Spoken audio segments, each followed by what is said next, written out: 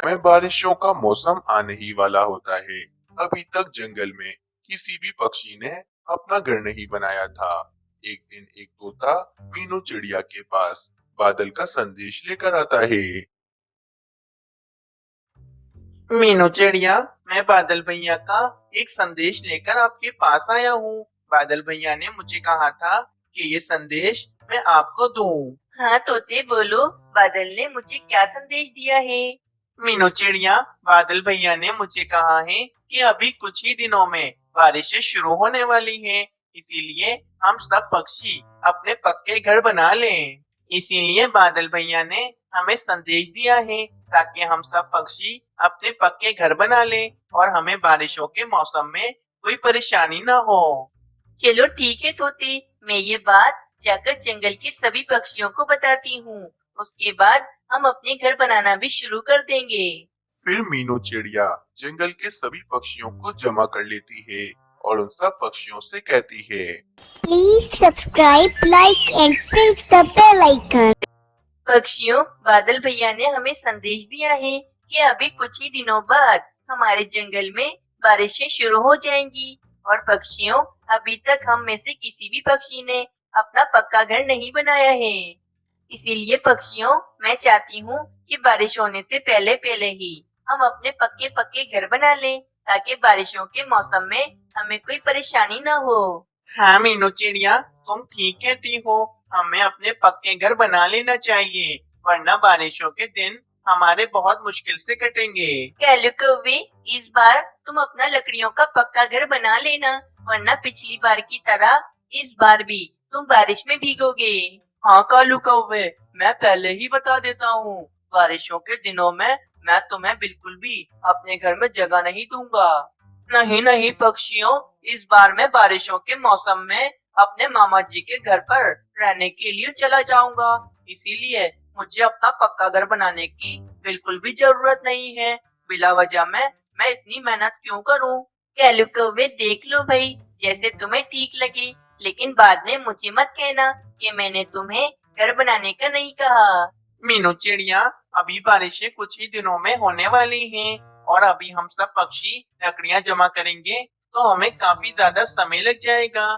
इससे बेहतर तो यही है कि हम जाकर लकड़ियां खरीद लें।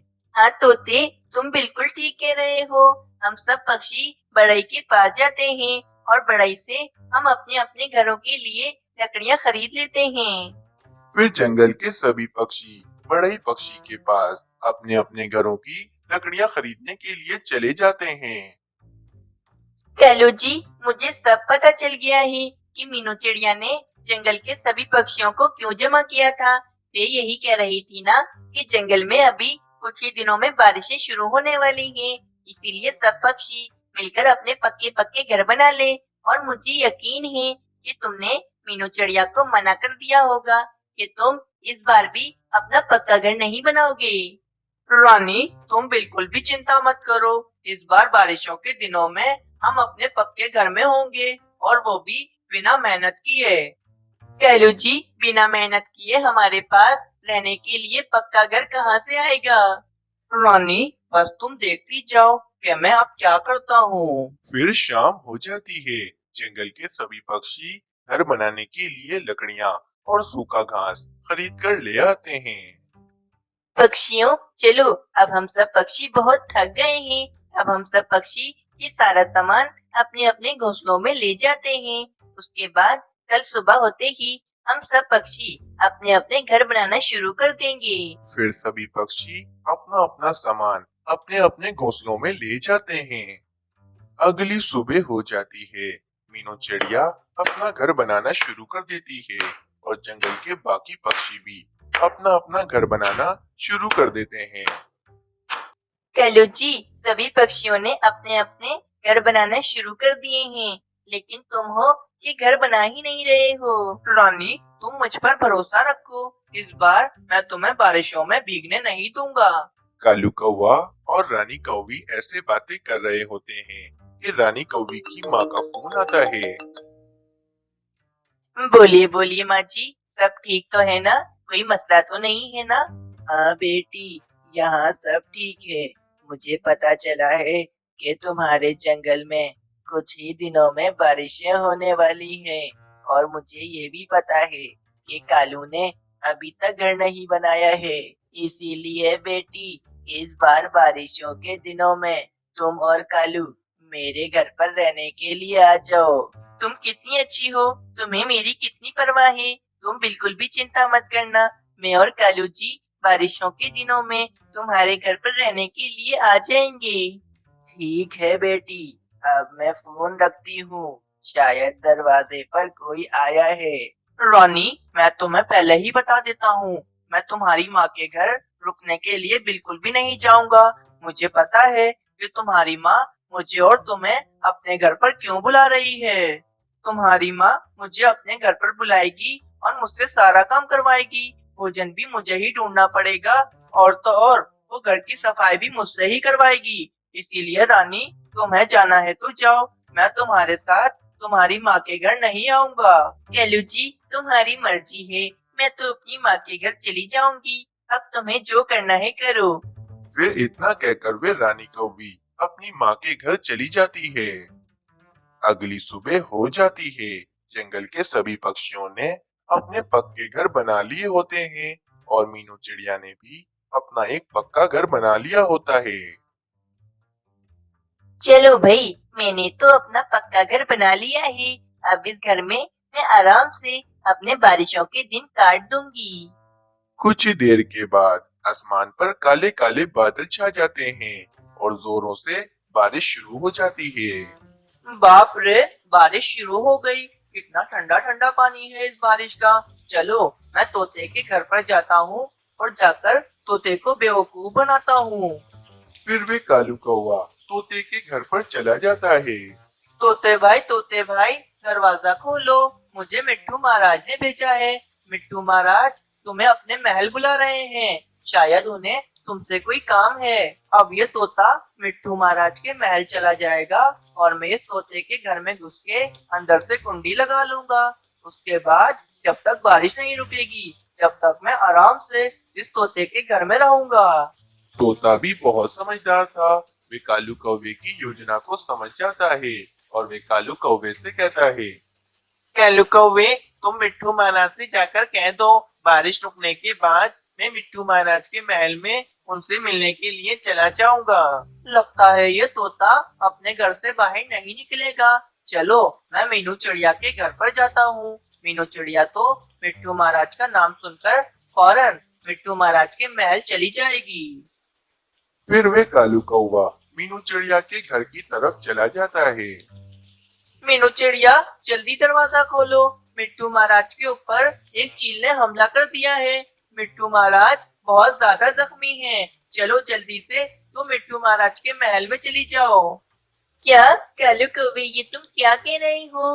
मिट्टू महाराज जख्मी है, तो फिर मुझे अभी मिट्टू महाराज के महल उनसे मिलने के लिए जाना होगा। फिर मीनू चिड़िया जल्दी जल्दी में अपने घर का दरवाजा खोलकर मिट्टू महाराज से मिलने के लिए चली जाती है और वे कालू कौवा फौरन मीनू चिड़िया के घर के अंदर आ जाता है और मीनू चिड़िया के नरम नरम घोंसले में बैठ जाता है। ये कालू कौवे ने तो मुझसे झूठ कहा। मैं अभी मिट्टू महाराज से मिलकर आ रही हूँ। ये तो बिल्कुल ठीक है। मैं अभी कालू कौवे के पास जाती हूँ और उससे पूछती हूँ कि कालू कौवे ने मुझसे झूठ क्यों कहा। फिर मीनू चिड़िया गुस्से में कालू कौवे के घोंसले में आती है तो मीनू चिड़िया देखती है कि कालू कौवा तो अपने घोंसले में होता ही नहीं है। ये कालू कौवा कहाँ चला गया? चलो, मैं बाद में इस कालू कौवे की अच्छे से खबर ले लूंगी। अभी बारिश बहुत तेज हो रही है, मैं अपने घर में चली जाती हूँ, वरना मैं बहुत भीग जाऊंगी और मैं बीमार हो जाऊंगी। ये कहकर मीनू चिड़िया अपने घर के पास आती है और देखती है कि उसके घर का दरवाजा तो अंदर से बंद होता है। ये मेरे घर का दरवाजा अंदर से कैसे बंद है? मेरे घर के अंदर कौन है? मैं अभी खिड़की से देखती हूँ। फिर मीनू चिड़िया खिड़की से अपने घर के अंदर देखती है तो मीनू चिड़िया देखती है कि उसके घर में तो कालू कौवा बैठा हुआ होता है। कालू कौवे, तुम मेरे घर में क्या कर रहे हो और तुमने मेरे घर का दरवाजा अंदर से क्यों बंद किया है? चलो जल्दी से दरवाजा खोलो। नहीं मीनू चिड़िया, मैं ये दरवाजा नहीं खोलूंगा। जब तक कि बारिश नहीं रुकती मैं तुम्हारे ही घर में रहूंगा। मेरे पास रहने के लिए कोई भी घर नहीं है। कालू कौवे, ये तुम क्या कह रहे हो? तुम मेरे ही घर में मुझे आने नहीं दे रहे हो। चलो जल्दी से दरवाजा खोलो। मीनू चिड़िया, अब ज्यादा चू चू मत करो, मुझे बहुत नींद आ रही है। मैंने तुम्हारे घर में रखा हुआ सारा भोजन भी खा लिया है। चलो अब मैं सो रहा हूँ, ज्यादा मत चू चू करना। ये कहकर वे कालू कौवा सो जाता है। क्या करूं? इस कालू कौवे ने तो मेरे साथ बहुत बड़ा धोखा किया है। अब मैं इस बारिश के मौसम में कहाँ जाऊं? मीनू चिड़िया उदास बैठी हुई होती है कि अचानक आसमान से एक बिजली मीनू चिड़िया के घर पर गिर जाती है और मीनू चिड़िया का घर टुकड़े टुकड़े हो जाता है और वे कालू कौवा भी उसी समय मर जाता है। बिजली की आवाज सुनकर तोता भी मीनू चिड़िया के पास आ जाता है। मीनू चिड़िया, ये क्या हो गया? ये बिजली तुम्हारे घर पर कैसे गिर गई और ये कालू कौवा कैसे मर गया? फिर मीनू चिड़िया तोते को सारी बात बताती है। इस कालू कौवे के साथ बिल्कुल ठीक हुआ है। कुदरत ने इस कालू कौवे के साथ बिल्कुल ठीक किया है। चलो मीनू चिड़िया, बारिश बहुत तेज हो रही है, आज की रात तुम मेरे ही घर पर रुक जाना। फिर तोता मीनू चिड़िया को अपने घर पर ले जाता है और आज की रात मीनू चिड़िया तोते के घर पर ही रहती है। प्यारे दोस्तों, तो आप लोगों ने देखा कि कालू कौवे को कैसे अपने किए की सजा मिल जाती है। आप लोगों को ये कहानी कैसी लगी, हमें कमेंट कर जरूर बताएं। जंगल में एक लकड़ी का झूला था, जिस पर जंगल के नन्हे पक्षी बारी बारी झूला झूला करते थे। मम्मा देखो, ये राजू कौवा कब से झूला झूल रहा है। अब मेरी बारी है, मुझे भी झूला झूलना है। अरे मानो चिड़े, कोई बात नहीं। राजू कौवा थोड़ी देर बाद झूला झूलकर तुम्हें झूलने के लिए दे देगा। अरे नहीं नहीं मीनू चिड़िया, मानो चिड़ा ठीक कह रहा है। राजू कौवे, चलो बस अब ये झूला तुम मानो चिड़े को दे दो, तुम कब से झूल रहे हो। फिर राजू कौवा झूले से उतर जाता है और मानो चिड़ा झूला झूलने लगता है और ऐसे ही सभी नन्हे पक्षी झूले के मजे लेने लगते हैं। एक रात तोता भोजन ढूंढकर अपने घर वापस जा रहा होता है। बड़ी ही भूख लग रही है, जल्दी से घर पहुंचकर मैं तोती के हाथ का स्वादिष्ट सा खाना खाऊंगा।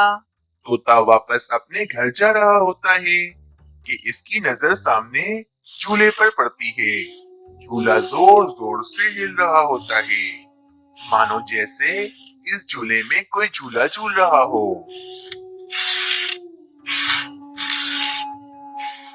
अरे, ये आवाज तो इस झूले से आ रही है, परंतु इस झूले में तो कोई भी पक्षी नहीं बैठा है। तो फिर ये झूला इतनी जोर जोर से क्यों हिल रहा है? कहीं कोई गड़बड़ तो नहीं? मुझे फौरन सभी पक्षियों को जमा करना होगा। फिर तोता फौरन पक्षियों को जमा करने के लिए चला जाता है। कुछ देर के बाद तोता सभी पक्षियों को जमा कर लेता है। अरे भाई तोते, ऐसी भी क्या आफत आ गई है जो तुमने आधी रात को सब पक्षियों को जमा किया है? अरे कालू कौवे, आज मैंने एक बहुत ही भयानक सी चीज देखी है। यकीनन इस तोते ने पानी में अपने आप को देख लिया होगा, तभी तो इतना डर गया है। बुलबुल बहन, ये मजाक करने का समय नहीं है। तोता वाकई बहुत डरा हुआ है। वो जो हमारे जंगल में झूला है ना, वे जोर जोर से हिल रहा है, जैसे इस झूले पर कोई पक्षी झूल रहा हो। परंतु आज तो तेज हवाएं भी नहीं चल रही हैं। ना जाने ये झूला इतनी जोर जोर से क्यों हिल रहा है। अरे, उस झूले पर कोई पक्षी बैठा होगा, तभी तो वे झूला जोर जोर से हिल रहा है। अगर तुम सबको मेरी बात पर यकीन नहीं है, तो चलो मेरे साथ चलो, मैं तुम सबको अभी दिखाता हूँ। ये तोता तो पागल कुछ भी सोच लेता है। अब अगर हम इस तोते की बात मानकर उस झूले को देखने के लिए जाएंगे, तो हमारा कितना वक्त बर्बाद होगा। पक्षियों, अगर तोता इतने यकीन से कह रहा है, तो हमें एक बार जरूर वहाँ पर जाना चाहिए। और फिर सभी पक्षी उस झूले को देखने के लिए चले जाते हैं। और वहां पर आकर इस झाड़ी के पीछे छुप जाते हैं। अरे पक्षियों देखो देखो, ये झूला तो वाकई कितने जोरों से हिल रहा है। यहाँ तो हवाएं भी नहीं चल रही हैं। ऐसा लग रहा है कि इस झूले में कोई बैठा हो। झूले को जोर जोर से हिलता हुआ देख सब पक्षी बहुत ज्यादा ही डर जाते हैं। देखा पक्षियों, मैं आप सबसे कह रहा था ना कि ये झूला हिल रहा है, लेकिन आप सब मेरी बात नहीं मान रहे थे। अब आप अपनी आंखों से देख लें। मुझे तो लगता है कि इस झूले पर रात को किसी पक्षी की आत्मा झूला झूलती है। कालू कौवे की बात सुनकर सभी पक्षी और भी ज्यादा डर जाते हैं। पक्षियों जल्दी करो, भागो यहाँ से। अगर उस आत्मा ने हमें देख लिया तो वे हम सब पक्षियों को मार डालेगी। सारे ही पक्षी डर के मारे फौरन वहां से भाग जाते हैं। अगली सुबह हो जाती है। सारे पक्षी जमा होकर रात वाले वाकये पर बातें कर रहे होते हैं। अरे मीनू चिड़िया, देखो देखो, अभी कितनी हवा चल रही है, परंतु ये झूला तो अभी कितना हल्का हल्का हिल रहा है। और रात को तो ये झूला कितनी जोर जोर से हिल रहा था और हवाएं भी नहीं चल रही थी। यकीनन रात को इस झूले में कोई आत्मा ही बैठी होगी। पक्षियों, ये इसका हल नहीं है। अगर ये झूला होगा तो यकीनन कोई ना कोई पक्षी तो इस झूले पर जरूर बैठेगा। हमें इस झूले का कुछ ना कुछ तो करना ही पड़ेगा। पक्षियों, अगर हम इस झूले की रस्सियों को काटकर इस झूले को यहाँ से हटा दें तो ना रहेगा बांस और ना बजेगी बांसुरी। नहीं नहीं कालू कौवे, हम ऐसा नहीं कर सकते हैं। अगर हमने ये झूला काट दिया तो वे आत्मा बहुत ज्यादा क्रोधित हो जाएगी और वे हम सब पक्षियों को कोई नुकसान भी पहुंचा सकती है। नहीं नहीं मीनू चिड़िया, कालू कौवे का उपाय बहुत अच्छा है। हम इस झूले को काट ही देते हैं, इससे हमारी सारी परेशानियां दूर हो जाएंगी। कुछ देर के बाद वे पक्षी उस झूले की रस्सियां काट देते हैं और वे झूला अब पूरी तरह से टूट जाता है। चलो, अब ये झूला कोई नहीं झूल सकेगा, ना ही कोई पक्षी और ना ही कोई आत्मा। रात हो जाती है। एक जादुई चिड़िया और इसका बेटा इस झूले के पास आते हैं। हाय रे, ये झूला किसने काट दिया और अब तो ये झूला झूल भी नहीं सकता है। मम्मा मम्मा, ये मेरे झूले को किसने काट दिया। अब मैं झूला नहीं झूल सकता, मुझे झूला झूलना है। ये कहकर उस जादुई चिड़िया का बच्चा रोने लगता है। जंगल के दुष्ट पक्षियों ने इस झूले को काटकर मेरे बच्चे की खुशियां छीन ली हैं। अब मैं कभी भी उन पक्षियों को खुश रहने नहीं दूंगी। उनकी भी सारी खुशियां मैं छीन लूंगी।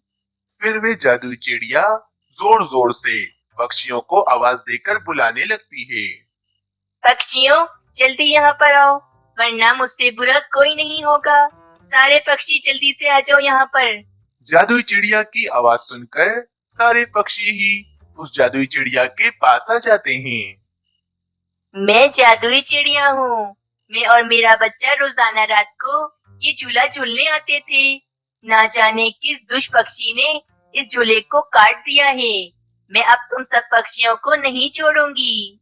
तुम सब पक्षियों ने मेरे बच्चे की खुशियाँ छीनी हैं। अब मैं तुम सब पक्षियों को कभी खुश नहीं रहने दूंगी। मैं तुम सब पक्षियों को अब भोजन खाने नहीं दूंगी। फलों के दरख्त से मैं सारे फल गायब कर दूंगी। अनाज के खेत से मैं सारे अनाज गायब कर दूंगी। अब तुम सब पक्षी भूखे मरोगे। अब तुम सब पक्षी अपने दिन गिनते रहो। अब मैं तुम्हारे जंगल में तबाही ले आऊंगी। ये कहकर वे जादुई चिड़िया अपने बच्चे को लेकर वहाँ से गायब हो जाती है। देखा पक्षियों, मैंने आप सबको मना किया था कि इस झूले को मत काटो। अब हमें भोजन नहीं मिलेगा। अगली सुबह हो जाती है। पूरे जंगल में मानो जैसे सूखे का मौसम आ गया था। फलों के दरख्त से सारे फल गायब हो गए थे और खेतों से सारा अनाज गायब हो गया था। हाय रे मीनू चिड़िया, ये क्या हो गया है। हमारे जंगल में तो जैसे सूखे का मौसम आ गया है। अब हम भोजन कैसे खाएंगे। उस जादुई चिड़िया ने हमें कितनी बड़ी सजा दे दी है। कालू कौवे, वे कोई आत्मा नहीं बल्कि अच्छी जादुई चिड़िया थी जिसे हमने परेशान करके उसे गुस्सा दिला दिया है। अब इस समस्या का समाधान सिर्फ और सिर्फ उल्लू बाबा निकाल सकते हैं। चलो हम उल्लू बाबा के पास चलते हैं। फिर मीनू चिड़िया और कालू कौवा उल्लू बाबा के पास पहाड़ों की तरफ चले जाते हैं। फिर मीनू चिड़िया उल्लू बाबा के पास आती है और उल्लू बाबा को सारी समस्या बताती है। उल्लू बाबा, हमें उस जादुई चिड़िया के शराब से बचा ले। हम सब पक्षी बहुत परेशान आ गए हैं। हमारे जंगल में जैसे मानो सूखे का मौसम आ गया है। पक्षियों, तुम सबने उस जादुई चिड़िया के साथ बहुत ज्यादा ही गलत किया है, परंतु एक उपाय है मेरे पास। जाओ जाकर उसी जगह पर एक बढ़िया सा झूला बनाकर लगा दो, जिससे वे चिड़िया दोबारा से खुश हो जाए। ये सुनकर मीनू चिड़िया और कालू कौवा वहाँ से चले जाते हैं। मीनू चिड़िया, अब क्या करें? हम एक नया झूला कैसे बनाएंगे? हमारे पास तो कोई कारपेंटर भी नहीं है जो अच्छा झूला बना सके। कालू कौवे, मेरे पास एक उपाय है। दूसरे जंगल में मेरा एक दोस्त रंगीन पक्षी रहता है। वे बहुत ही बढ़िया कारपेंटर है। मैं उसके पास जाती हूँ और उसे जाकर सारी समस्या बताती हूँ। चलो चलो, तुम भी मेरे साथ चलो। फिर कालू कौवा और मीनू चिड़िया दूसरे जंगल रंगीन कारपेंटर के पास चले जाते हैं। अरे मेरी दोस्त मीनू चिड़िया, मुझे तो यकीन ही नहीं आ रहा कि तुम आज मुझसे मिलने के लिए आई हो। फिर मीनू चिड़िया रंगीन पक्षी को सारी समस्या बताती है और रंगीन पक्षी मीनू चिड़िया से कहता है, ठीक है मीनू चिड़िया, मैं तुम्हारी मदद करने को तैयार हूँ। तुमने भी तो मेरी कितनी मदद की थी और आज मेरा वक्त है। कुछ देर के बाद रंगीन पक्षी उसी जगह पर आकर एक बहुत ही बढ़िया सा झूला बना देता है, जिसमें एक बच्चा नहीं बल्कि काफी सारे बच्चे बैठकर झूला झूल सकते थे। जंगल में रात भी हो जाती है। मीनू चिड़िया जैसे कैसे उस जादुई चिड़िया को बुलाती है। जब जादुई चिड़िया उसी जगह पर इतना बड़ा झूला देखती है तो वे तो बहुत ज्यादा खुश हो जाती है। मम्मा मम्मा, मेरा झूला मेरा झूला, कितना अच्छा झूला है ये। मुझे इस झूले में झूलना है। पक्षियों में बहुत ज्यादा खुश हूँ। तुम सबने मेरे बच्चे की खुशियाँ उसे दोबारा से लौटा दी हैं। अब मैं तुम्हारे जंगल से इस सूखे का मौसम खत्म कर दूंगी और तुम्हारे जंगल में भोजन ही भोजन होगा। अगली सुबह हो जाती है। जंगल दोबारा से हरा भरा हो जाता है। पानी के तालाब भी भर जाते हैं। इस कहानी से हमें ये सीख मिलती है कि हमें कभी भी किसी को भी परेशान नहीं करना चाहिए।